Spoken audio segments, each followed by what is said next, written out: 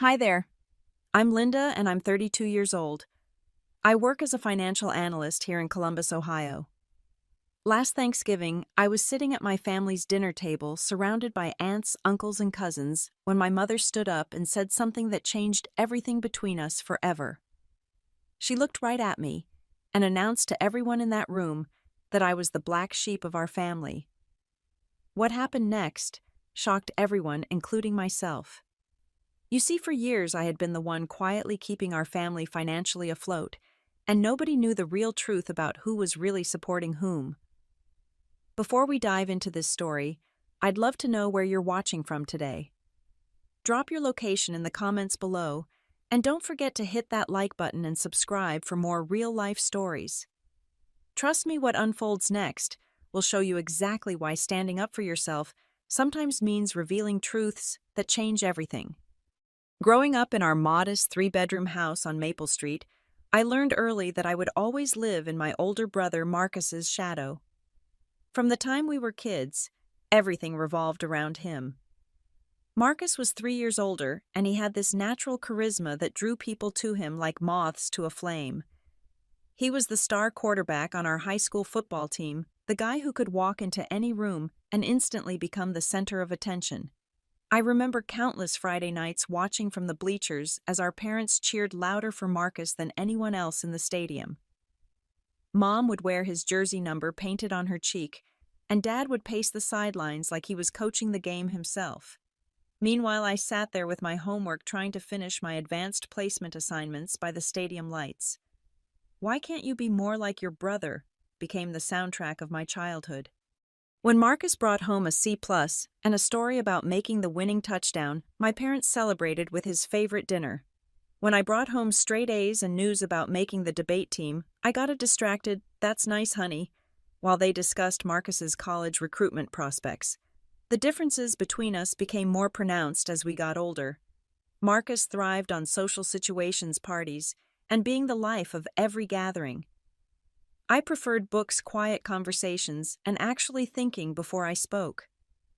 Where he saw an audience, I saw solitude. Where he found energy in crowds, I found peace in libraries. During my junior year of high school, I was named class valedictorian. I spent weeks crafting a speech about perseverance and finding your own path.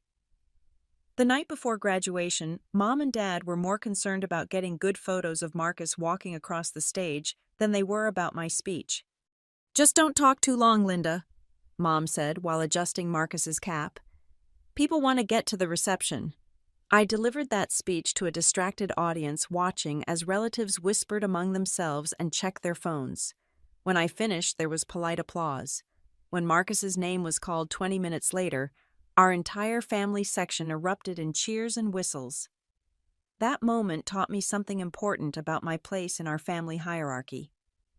College planning revealed even more about where our parents' priorities lay. Marcus got accepted to Ohio State with a partial football scholarship, and suddenly our house became planning central for his future. Mom spent hours researching dorm room essentials and meal plans. Dad talked endlessly about tailgating season and how proud he was to have a Buckeye in the family. When it came time for my college applications, the conversation was completely different. "Community college is a smart financial choice," Dad explained when I asked about four-year universities. "You can get your basics done for half the price." What he didn't say, but what I understood perfectly, was that there wasn't money for both of us to have the full college experience.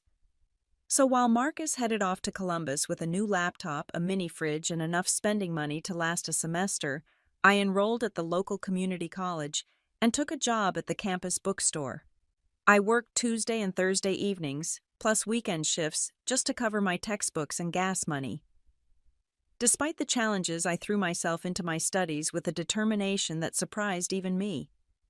Community college might not have had the prestige of a four-year university, but I was going to make the most of every opportunity it offered.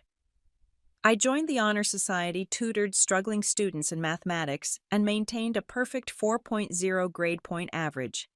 Working at the bookstore turned out to be a blessing in disguise. Mrs. Peterson, the manager, had a background in business and took me under her wing. She taught me about inventory management, profit margins, and basic accounting principles. More importantly, she saw potential in me that my own family had overlooked for years.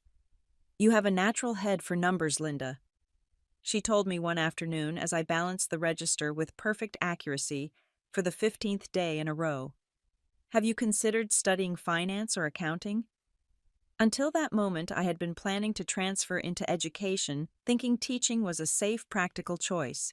But Mrs. Peterson's suggestion planted a seed that would eventually change my entire life trajectory. Meanwhile, Marcus was living it up at Ohio State.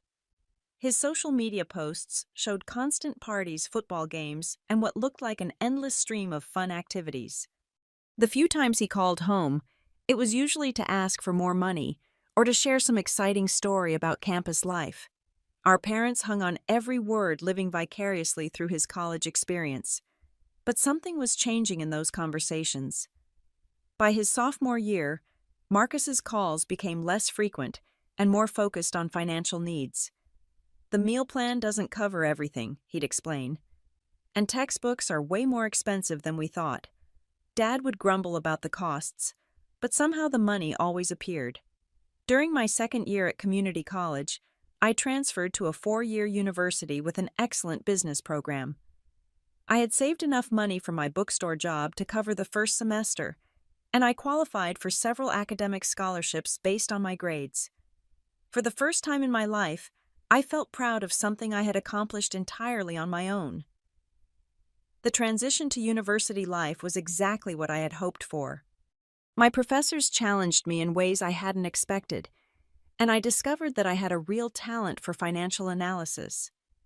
I could look at a company's financial statements and spot trends that other students missed. Numbers told stories, and I was becoming fluent in their language. During my junior year, I landed an internship at a regional investment firm. The work was demanding, but I loved every minute of it. I was analyzing market trends, preparing reports for senior analysts, and learning about portfolio management from professionals who actually respected my opinions. For 8 hours a day, I wasn't the overlooked younger sibling. I was Linda the intern, with the sharp analytical mind and strong work ethic. Around this same time, Dad's construction business started facing serious challenges. The housing market was softening, and he was having trouble finding consistent work. I could hear the stress in Mom's voice during our weekly phone calls, though she tried to hide it behind updates about Marcus's latest achievements. "Your brother is thinking about changing his major," she mentioned one Sunday afternoon. "He's not sure engineering is the right fit." What she didn't say was that Marcus had already changed majors twice and was now in his 5th year with no clear graduation date in sight. 3 months later, I got a tearful phone call from Mom. "Honey, I hate to ask, but we're having some trouble with the mortgage payment this month. Your father's work has been so slow, and with all the expenses for Marcus's education."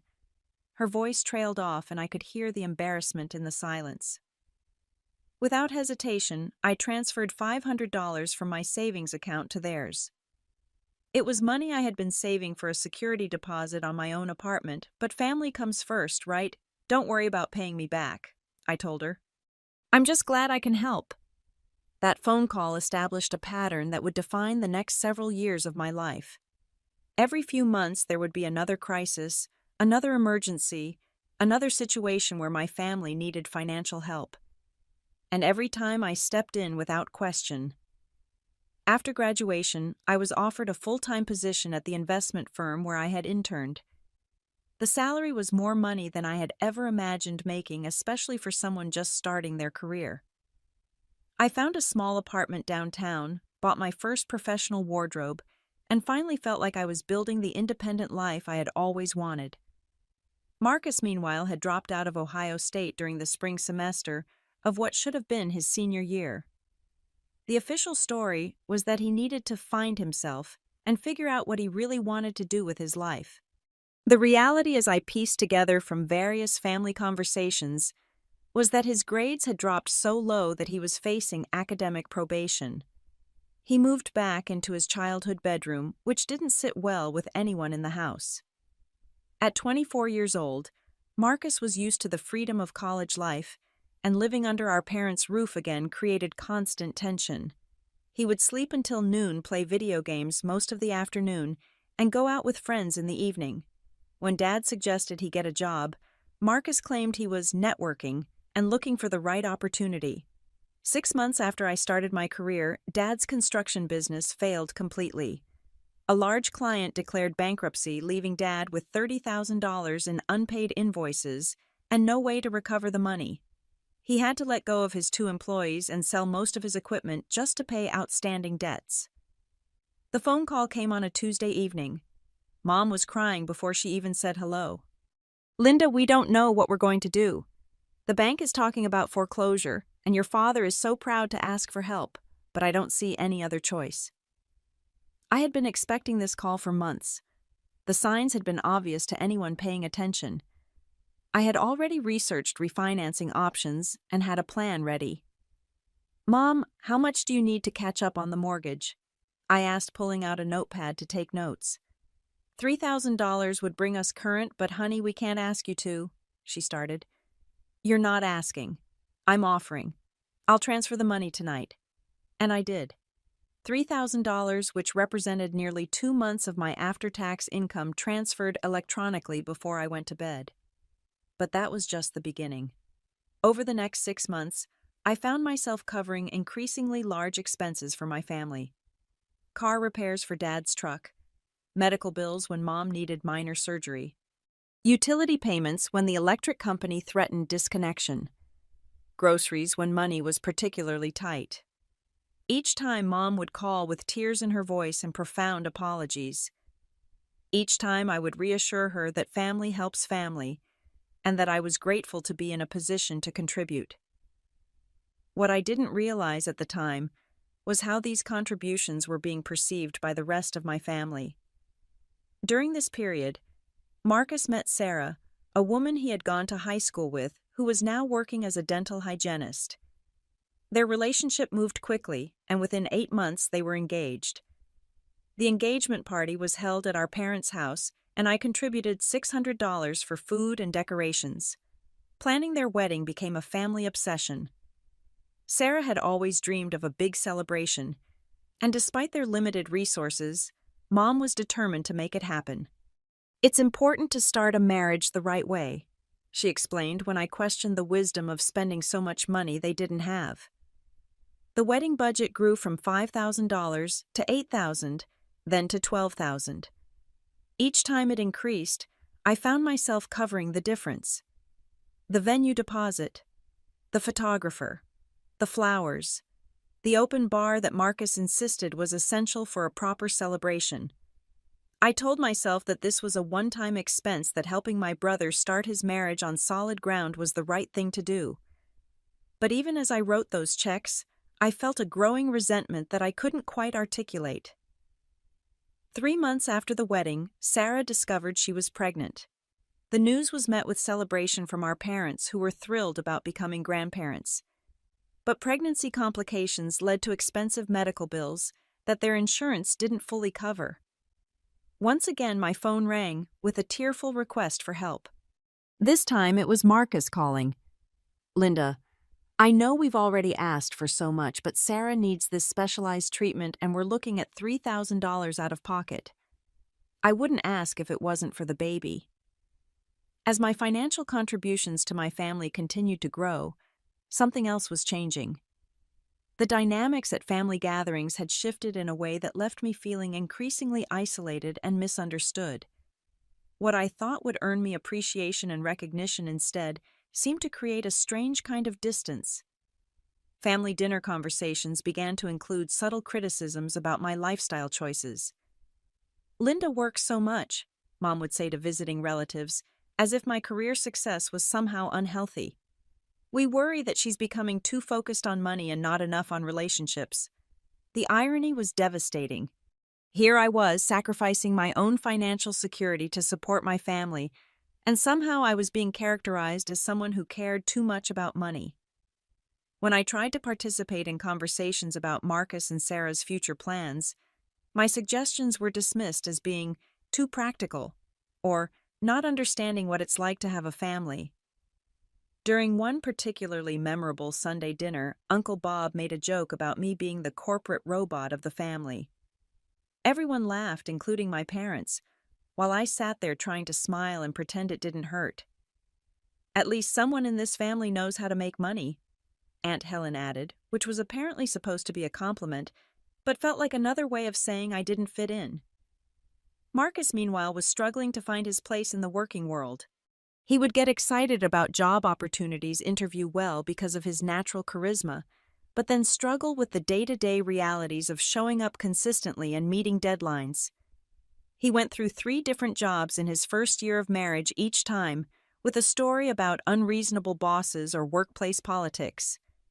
After each job loss, there would be a period of financial stress for Marcus and Sarah, which inevitably led to another phone call asking for help with rent or car payments.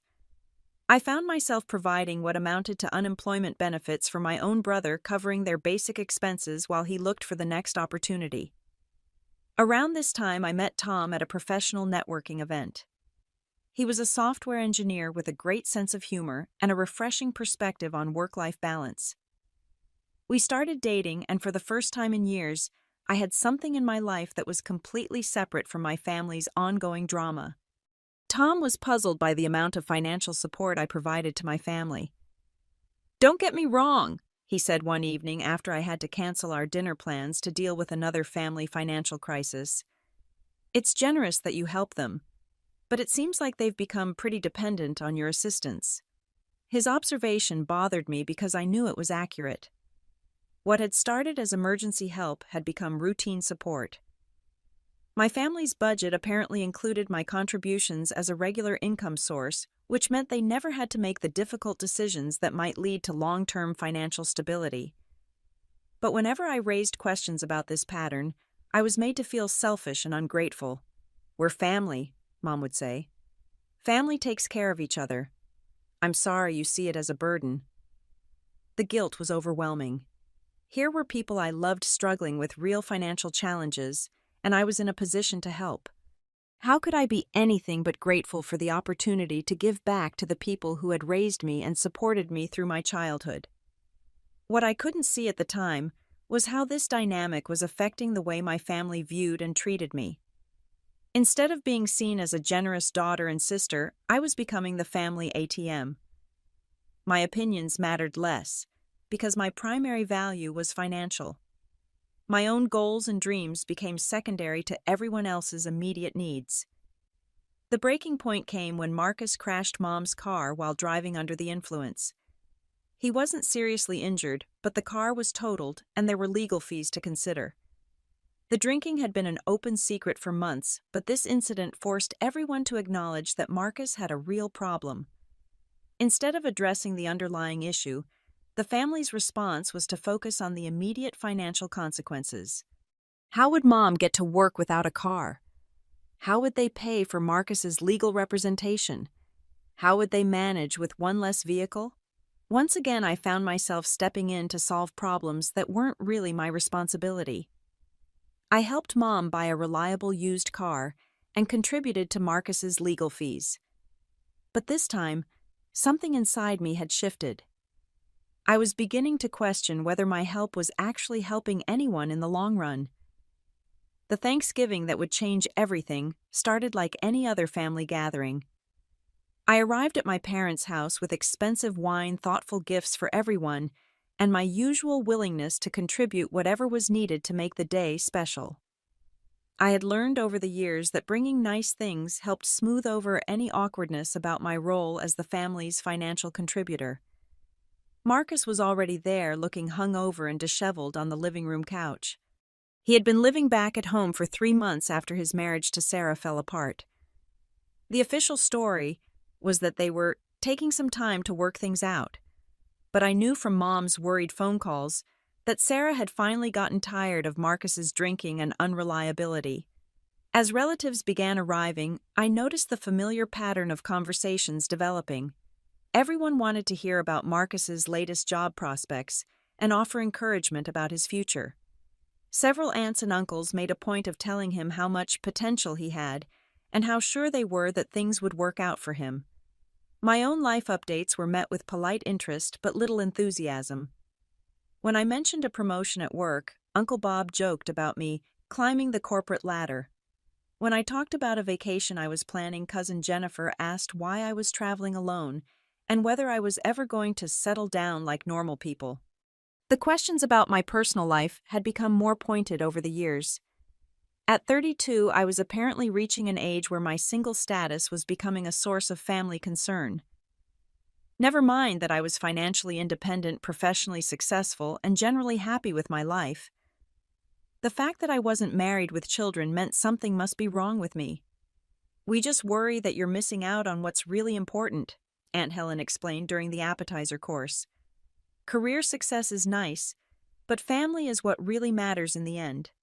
I wanted to point out that I had been prioritizing family for years, just in a different way than they recognized.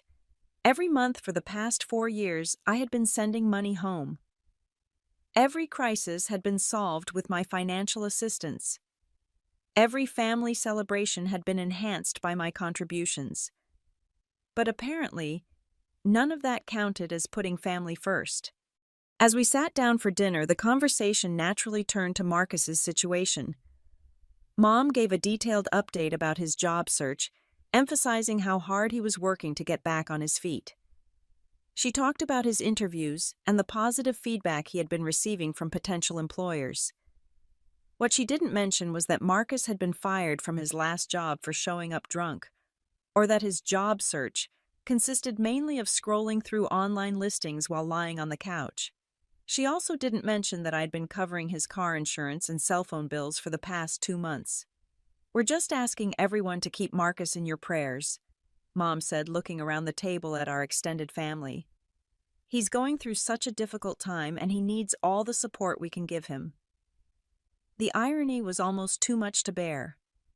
Here was my mother asking for prayers and support for Marcus, while I sat there silently funding his basic living expenses. I was providing actual tangible support, but somehow that wasn't worth mentioning or acknowledging. After dinner, as we gathered in the living room for dessert, the conversation took an even more uncomfortable turn. Relatives began sharing memories of our childhood, comparing Marcus and me in ways that consistently painted him as the warm, personable family member and me as the distant, ambitious one. "Linda was always so serious," Aunt Helen remembered. "Even as a little girl, she was more interested in her books than in playing with other children. Marcus, on the other hand, could make friends with anyone," Uncle Bob added. "He's got such a good heart, always thinking about other people." I sat there eating my pie and listening to my family construct a narrative about our personalities that completely ignored reality. Marcus, who had been financially dependent on me for years, was the one who thought about other people. I, who had been quietly supporting everyone, was the selfish one who only cared about books and career advancement. Then came the moment that would change everything between my family and me forever. Mom stood up from her chair holding her coffee cup and looked around the room at all our relatives. She had that expression on her face that I had learned to recognize over the years, the one that meant she was about to make some kind of important announcement. "You know," she began, her voice carrying easily across the quiet room, "I've been thinking a lot lately about how different my children are from each other." She paused, taking a sip of her coffee, completely unaware that she was about to detonate a bomb in the middle of our family gathering. "Marcus has always been the heart of this family," she continued, gesturing toward my brother who was sitting on the couch, looking uncomfortable with the attention. "He's warm, he's caring, he thinks about other people before himself. He's everything we could have wanted in a son." The relatives nodded in agreement, smiling at Marcus, who managed a weak smile in return. I felt my stomach begin to tighten, sensing where this speech was heading, but hoping I was wrong. "Linda, on the other hand," Mom said, turning to look directly at me, "has always been the black sheep of this family." The words hit me like a physical blow. I felt my face flush hot, and for a moment I couldn't breathe. Around the room I saw relatives nodding thoughtfully, as if Mom had just articulated something they had all been thinking but were too polite to say. "She's just so different from the rest of us." Mom continued, seemingly oblivious to the fact that she was humiliating me in front of our entire extended family. "So cold and money-focused. She doesn't understand what family really means." The irony was so overwhelming that I almost laughed. Here I was, the person who had been quietly supporting this family financially for years, being publicly characterized as someone who didn't understand what family means. The woman who had been funding their mortgage payments, covering their emergencies, and bankrolling their celebrations was being called cold and money-focused. But something strange happened in that moment. Instead of the usual shame and hurt I felt when my family criticized me, I felt something entirely different. I felt angry. Not the quiet, suppressed anger I'd been carrying for months, but a clean, clear fury that cut through years of guilt and confusion. I stood up slowly, setting my dessert plate down on the coffee table with deliberate precision. The room had gone completely quiet, with everyone staring at me, probably expecting me to apologize or defend myself or run out of the room in tears. Instead, I looked my mother directly in the eyes and smiled. It wasn't a friendly smile or a nervous smile. It was the smile of someone who had finally reached their breaking point and was about to reveal a truth that would shock everyone in that room. "Perfect," I said, my voice calm and steady, despite the adrenaline coursing through my system. "Then stop using my money to stay afloat." The silence that followed was deafening. I watched as my mother's face went completely blank, her coffee cup suspended halfway between the table and her lips. Around the room, relatives were looking back and forth between Mom and me, trying to process what I had just said. The silence stretched on for what felt like hours, but was probably only seconds. I could see the wheels turning in Mom's head as she tried to figure out how to respond to what I had just said. Her mouth opened and closed a few times, but no words came out. "What are you talking about?" She finally managed, her voice much smaller than it had been moments before. I pulled out my phone and opened my banking app. For years, I had been keeping meticulous records of every transfer, every payment, every contribution I had made to my family's financial stability.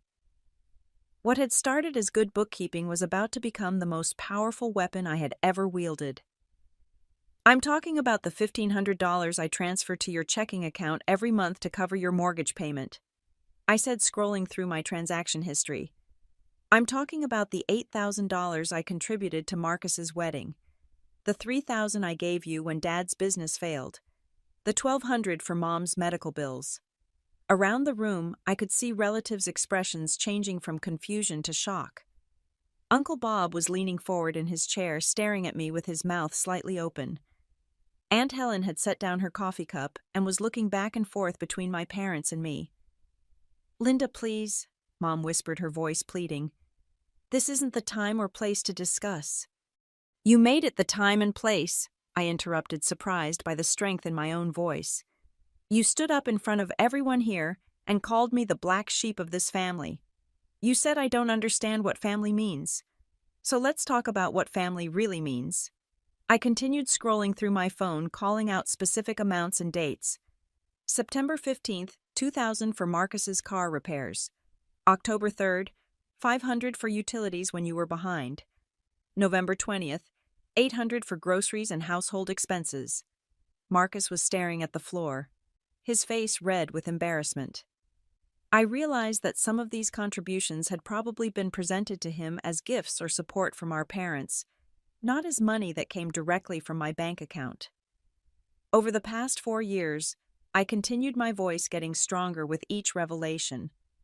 I have contributed over $47,000 to this family's expenses. $47,000 while listening to lectures about how I don't care about family and only focus on money. Cousin Jennifer was shaking her head in disbelief. "Linda, we had no idea," she said softly. "Of course you didn't," I replied. "Because God forbid anyone should know that the black sheep was the one keeping this family financially afloat. It's so much easier to maintain the narrative that Marcus is the caring one and I'm the selfish career woman." I looked directly at Marcus, who still couldn't meet my eyes. "Tell them about your drinking problem, Marcus." Tell them about how you lost your last job for showing up drunk. Tell them about how Sarah left because she got tired of supporting a grown man who couldn't handle basic responsibilities.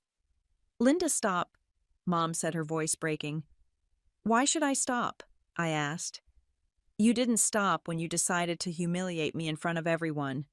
You didn't think about stopping when you called me cold and money-focused while I've been literally funding your life for years.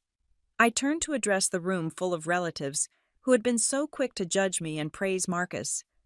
You want to know what the real difference between Marcus and me is? I take responsibility for my life and my choices. I work hard, I pay my bills, and when my family needs help, I provide it without being asked and without expecting recognition.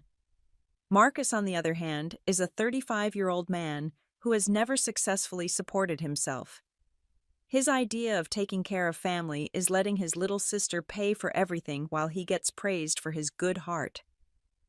The truth was spilling out of me like water from a broken dam. Years of suppressed resentment, months of swallowed criticism, and decades of being misunderstood were all coming to the surface at once. So if being responsible makes me the black sheep, I said, looking around the room at all the shocked faces, then I'm proud to be different from all of you. I wasn't finished. 4 years of frustration had built up to this moment, and I was going to make sure everything was said that needed to be said. I turned back to my phone and began reading off more specific examples, each one landing like another blow to my family's carefully constructed narrative. Let me tell you about some of the other ways this black sheep has supported her family. I continued, my voice steady and clear. Last Christmas, when everyone was praising Marcus for his thoughtful gifts, I was the one who paid for them. The watch he gave Dad, the necklace he got Mom, the toys for Cousin Amy's kids. $600 charged to my credit card. Aunt Helen gasped audibly. Uncle Bob was staring at Marcus with a completely different expression than he had worn earlier in the evening. And let's talk about this house, I said, gesturing around my parents' living room. The same house where I'm being called the black sheep, while sitting at a table I helped pay for. When you needed a new roof last spring, where did the $3,000 down payment come from? When the furnace died in January, who covered the emergency repair? Dad was slumped in his chair, looking older than I had ever seen him. For the first time in this entire confrontation, he spoke up. Linda, we're grateful for everything you've done, but are you? I interrupted. Because gratitude usually doesn't come with public humiliation. Gratitude doesn't involve characterizing the person who's been supporting you as cold and money-focused. I turned to Marcus, who was finally looking at me, though his eyes were filled with shame rather than the usual entitlement I was accustomed to seeing. And you? I said, pointing directly at him. You've been living rent-free in this house for 3 months, eating food I helped pay, for driving a car I helped repair, using utilities I helped cover. And not once have you said thank you. Not once have you acknowledged where any of it comes from. Instead, you sit there while everyone talks about what a good heart you have and how much potential you're wasting. You know what you're actually wasting: my money, my time, my energy, my willingness to keep pretending that this family dynamic is normal or healthy. I could see tears forming in Mom's eyes, but I felt no sympathy. She had created this situation with her public declaration, and now she was going to hear the complete truth about the family finances she had been hiding from everyone. Here's what's going to happen, I announced, addressing the entire room. Effective immediately, the Bank of Linda is permanently closed. No more mortgage assistance, no more emergency funds, no more covering Marcus's basic living expenses while he finds himself. The silence was deafening. I could practically hear the gears turning in everyone's heads as they processed what this would mean for my parents' financial situation. But Linda, Mom started, her voice desperate. We can't manage without my help, I finished. Then maybe you should have thought about that before you decided to publicly humiliate the person who's been keeping you afloat. I grabbed my purse and jacket from the chair where I had left them hours earlier, when I had arrived as the dutiful daughter ready to contribute to another family celebration. I'm done being the black sheep, I said, looking around the room one final time. I'm done being the family member who doesn't understand what family means. I'm done funding a group of people who think so little of me that they'll insult me in front of everyone while spending my money. As I headed toward the door, I turned back to deliver one final message. You want to know what the real difference is between Marcus and me? I'm going to walk out of here tonight and go build a life surrounded by people who actually value me.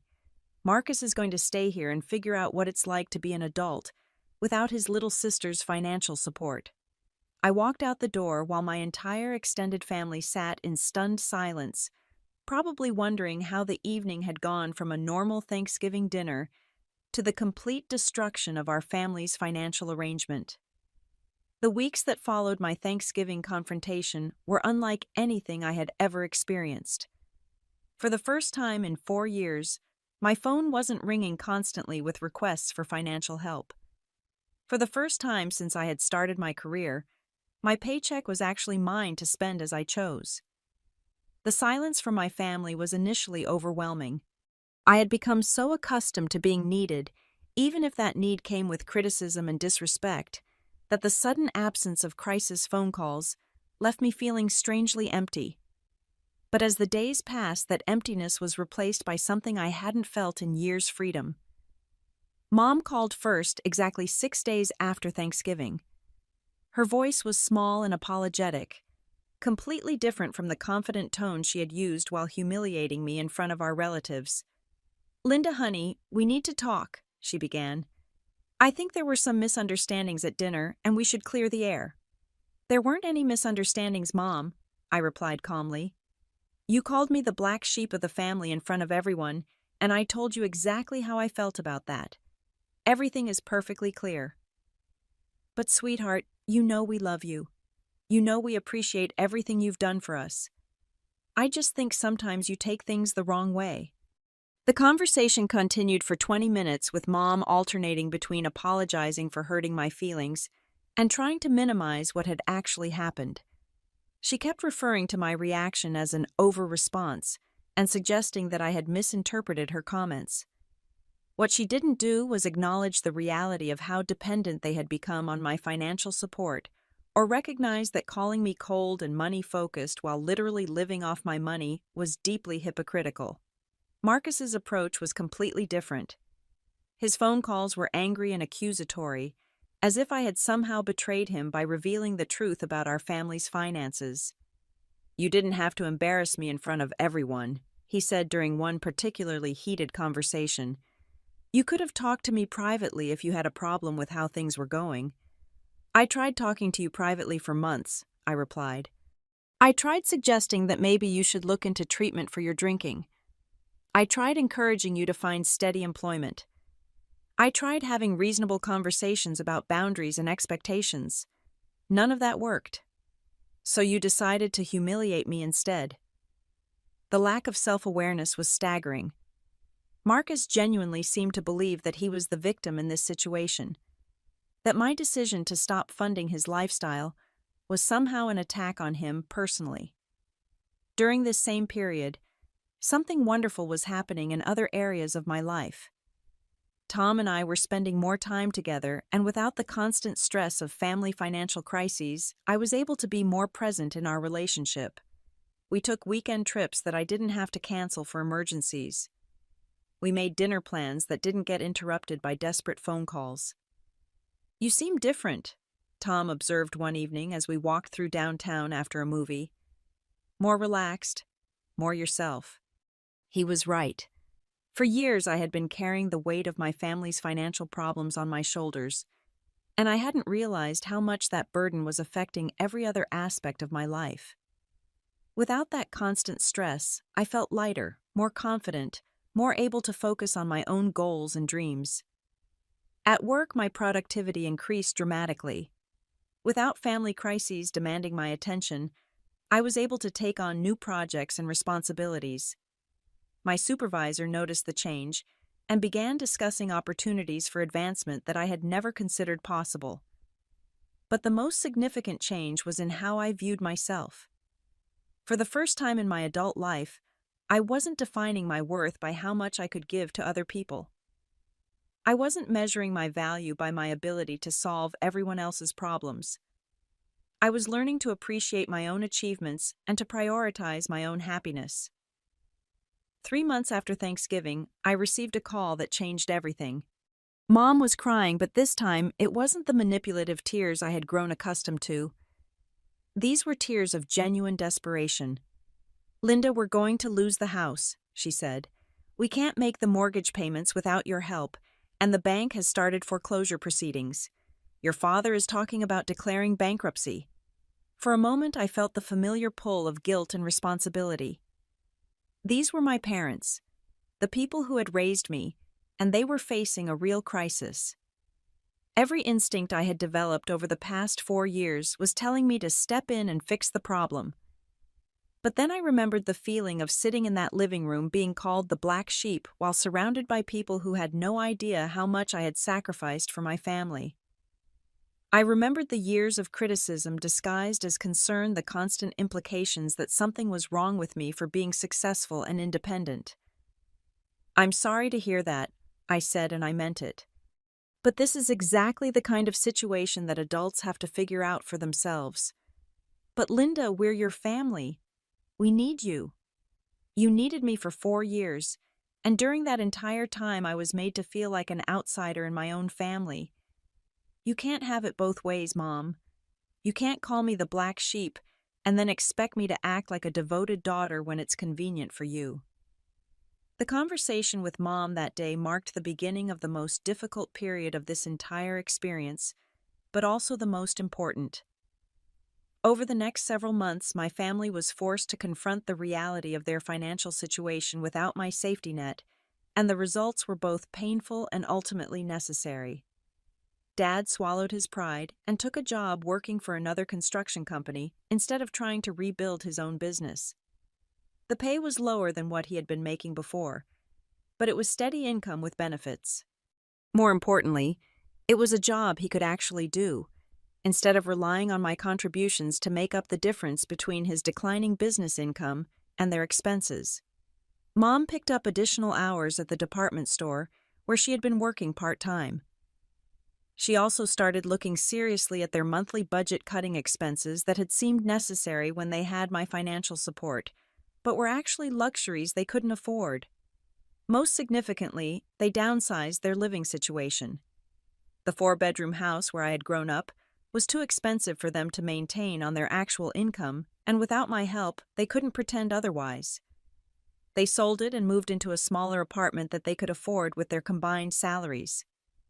Marcus faced the most dramatic changes. Without free housing and my financial support, he was forced to confront his drinking problem and his pattern of avoiding responsibility. The transition wasn't smooth. He went through several more job losses and had to move in with a friend when our parents downsized. But something interesting happened around month 6 of this new arrangement. Marcus got into a treatment program and started taking his sobriety seriously. He found a job at a warehouse that wasn't glamorous, but provided steady income and health insurance.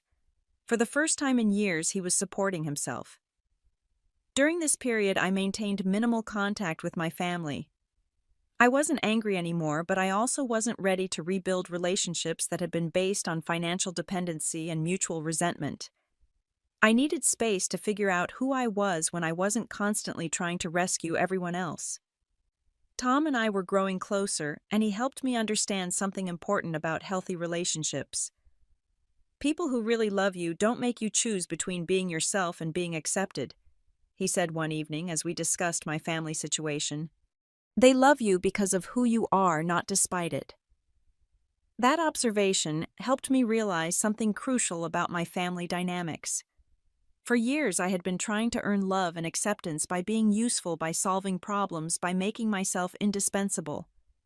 But that kind of love comes with conditions, and those conditions can change whenever it's convenient for the other person. Real love, the kind Tom was showing me, and the kind I was learning to show myself, doesn't require you to sacrifice your own well-being to prove your worth. Real love appreciates your contributions without demanding them. Real love doesn't call you names and then expect you to keep providing support. 8 months after my Thanksgiving confrontation, I received a very different kind of phone call from Mom. Her voice was calm, not desperate. She wasn't calling to ask for money or to guilt me into resuming my financial support. "Linda, I want you to know that your father and I have been doing a lot of thinking about what happened at Thanksgiving and about the years leading up to that evening," she said. "We realize that we took advantage of your generosity and we failed to show you the appreciation and respect you deserved." It was the first real apology I had received from anyone in my family, and it caught me completely off guard. "We're managing on our own now," she continued. "It's been difficult, but we're making it work. Marcus is doing better too. He's been sober for 4 months and he's keeping his job. I think maybe we all needed to learn how to take care of ourselves instead of depending on you to solve our problems." The conversation lasted for over an hour, and for the first time in years, I felt like I was talking to my mother rather than to someone who saw me primarily as a financial resource. She asked about my work, my relationship with Tom, my plans for the future. She listened to my answers without trying to redirect the conversation back to family problems or needs. Most importantly, she acknowledged something that I had never expected to hear from her. "You were never the black sheep, Linda. You were the strongest one, and instead of celebrating that, we resented it. We made you feel like something was wrong with you for being successful and independent, when we should have been proud of the woman you became." A full year after that life-changing Thanksgiving dinner, I found myself in a completely different place, both literally and emotionally. Tom and I had moved in together, and I was learning what it felt like to be in a relationship built on mutual respect and genuine affection rather than obligation and guilt. My career had flourished without the constant distraction of family financial crises. I had been promoted to senior analyst and was working on some of the most challenging and interesting projects of my career. More importantly, I was able to enjoy my success without feeling guilty about it or defensive about my choices. The relationship with my family had slowly begun to rebuild, but on completely different terms. We talked regularly now, but the conversations were about genuine interest in each other's lives, rather than requests for help or criticism disguised as concern. When we got together for holidays or special occasions, I was included as a valued family member, rather than treated as an outsider who happened to be useful. Marcus and I had the most difficult relationship to repair, but even that had improved significantly. His sobriety had given him a clarity about our family dynamics that he had never had before, and he eventually called to apologize for the years of taking my support for granted. "I never said thank you," he admitted during one particularly honest conversation. "Not once in 4 years did I acknowledge what you were doing for me. I was so caught up in feeling sorry for myself that I couldn't see how much you were sacrificing to help me." The apology meant a lot, but what meant even more was seeing him actually take responsibility for his own life. He was still working at the warehouse, but he had been promoted to a supervisory position. He was dating someone new, a woman who appreciated his efforts to stay sober and build a stable life. For the first time since high school, Marcus was someone I could actually respect. Dad had perhaps changed the most of anyone. Working for someone else instead of trying to run his own business had been humbling, but it had also relieved him of enormous stress. He seemed healthier and happier than he had in years, and he had developed a new appreciation for the security that comes with steady employment and living within your means. "I used to think that asking for help meant I was failing," he told me during one of our monthly dinner visits. "But I realize now that the real failure was letting my pride put so much pressure on you. You shouldn't have had to carry the burden of keeping this family afloat." Mom had returned to school to get her certification as a medical assistant, and she was working at a doctor's office where she felt valued and productive. The financial stress that had dominated our family life for years was gone, replaced by the satisfaction that comes from being self-sufficient. But the most important change was in how I viewed myself and my relationships. I had learned to set boundaries without feeling guilty about them. I had discovered that real love doesn't require constant sacrifice to maintain. I had found the confidence to prioritize my own happiness without apologizing for it. Tom proposed on a Saturday morning in our kitchen while we were making breakfast and planning our weekend. It wasn't a grand gesture or a public display, just a quiet moment between two people who had found something genuine together. "I love that you know who you are," he said as he slipped the ring onto my finger. "I love that you stand up for yourself. I love that you're strong enough to walk away from people who don't treat you well, even when those people are family." Looking back on that Thanksgiving confrontation, I realized that it had been the most important moment of my adult life, even though it had felt like everything was falling apart at the time. Sometimes you have to be willing to lose everything you think you want in order to find what you actually need. I had spent years trying to earn my family's love and acceptance by being useful, by solving their problems, by making myself indispensable. But that kind of relationship isn't sustainable, and it isn't healthy for anyone involved. The real lesson wasn't about money or family dynamics or setting boundaries, although all of those things were important. The real lesson was about self-respect and the courage to demand that the people in your life treat you with the same consideration you show them. Being called the black sheep had hurt because it confirmed my deepest fear that I didn't really belong in my own family. But what I learned was that belonging isn't something you earn by changing yourself to fit other people's expectations. Belonging is something you create by finding people who appreciate you for who you actually are. Today, I have relationships built on mutual respect rather than financial dependency. I have a career that challenges and fulfills me. I have a partner who loves me for my strength rather than resenting me for it. And I have a family that finally understands the difference between taking care of each other and taking advantage of each other. The black sheep label that once hurt so much has become a source of pride. If being different from people who expect others to fund their irresponsibility makes me the black sheep, then I'm exactly where I belong.